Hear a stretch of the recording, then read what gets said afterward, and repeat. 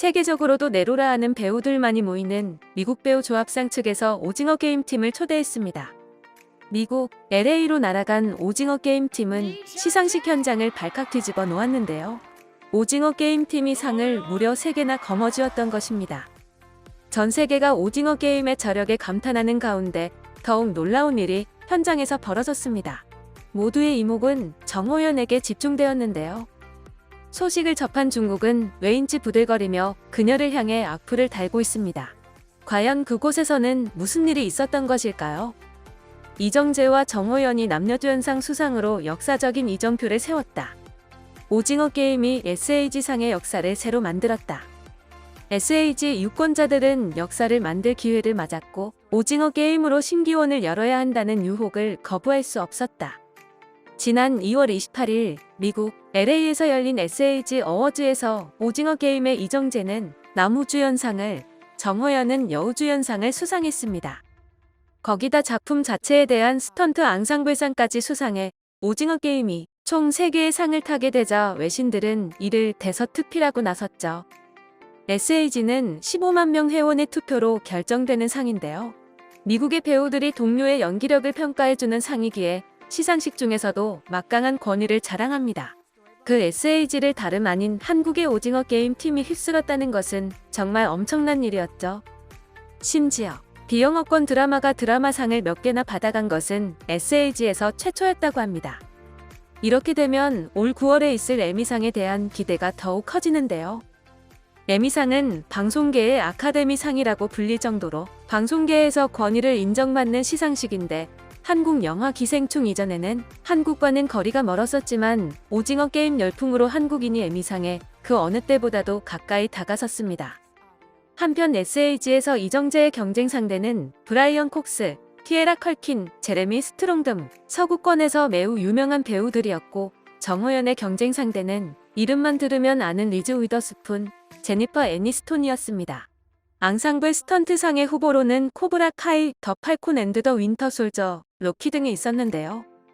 정말 쟁쟁한 상대들을 오징어 게임 팀이 모두 꺾었습니다.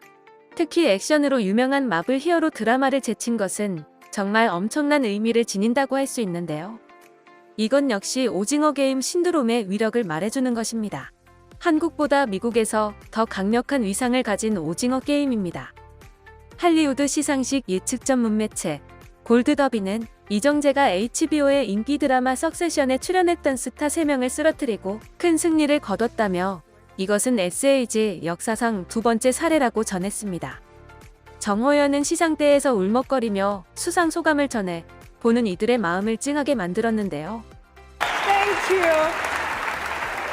Make me dream and open the door for me. And I love you, my Squid Game crew. 모두가 흐뭇하게 보다가 문득 그녀의 차림새를 보고 사람들은 깜짝 놀라게 됩니다. 헤어부터 의상까지 지극히 전통적인 모습이었기 때문이죠. 오데오 가르마의 긴 머리를 하나로 촘촘히 따아내린 헤어스타일과 전통적인 분위기의 루이비통 드레스가 이목을 집중시켰습니다. 정호연을 사상 최초로 동양인 단독 표지 모델로 세운 보그지는 수세기 동안 내려온 한국의 전통적인 댕기머리 리본에서 영감받은 스타일이다. 정호연은 한국적 유산에 의미 있는 경외감을 표하는 동시에 고전적인 할리우드의 매력을 제대로 조합해 선보였다라고 전했는데요. 한국의 전통 복장이라는 말에 이렇게 비상한 관심을 보이고 의미를 부여하는 것 자체가 미국 문화계에 불고 있는 다양성 열풍을 보여주는 것이기도 합니다. 이렇게 정호연이 댕기머리를 하고 나온 것은 중국의 문화 공정에 대응하기 위해 한국 전통의 패션을 활용하여 한국 문화를 알리려 한 것이 아니냐는 해석도 등장했습니다.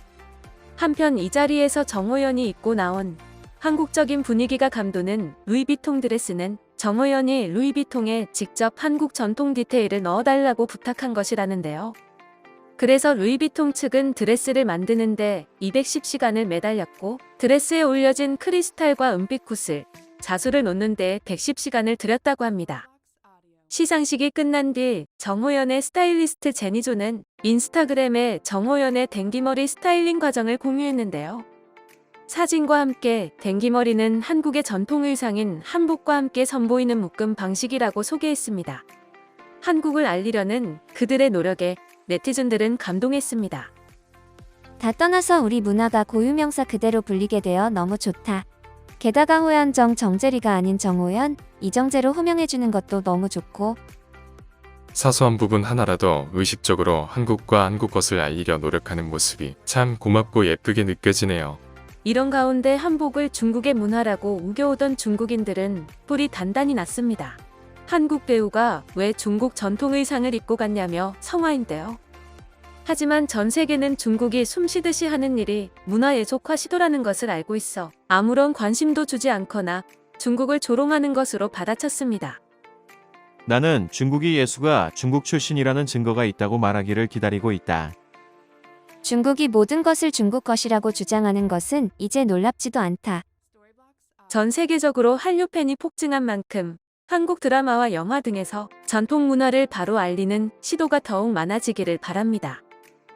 한편 미국 연예 매체 버라이어티는 오는 8일 세계 여성의 날을 기념해 글로벌 엔터테인먼트 업계에 영향력을 미친 여성들을 공개했는데요. 이 명단에는 영화 미나리의 윤여정과 오징어 게임의 정호연, 김주령이 이름을 올렸습니다. 버라이어티는 특히 윤여정에 대해 40년 넘게 뛰어난 퍼포먼스를 보여줬지만 미국은 작년에야 주목했다고 말했죠. 또 지난해 미국 아카데미 조연상을 받아 새로운 출발이 무엇인가를 증명했다고 설명했습니다. 정호연과 김주령에 대해서는 오징어 게임의 여자들이라고 소개했는데요. 정호연은 최근 SAG에서 여우주연상을 받은 배우라고 전하며 김주령은 노련한 배우라고 평가했습니다. 오징어 게임 팀의 수상을 다시 한번 축하하며 오징어 게임 시즌2가 빨리 나와서 두 번째 신드롬을 일으키기를 기대합니다.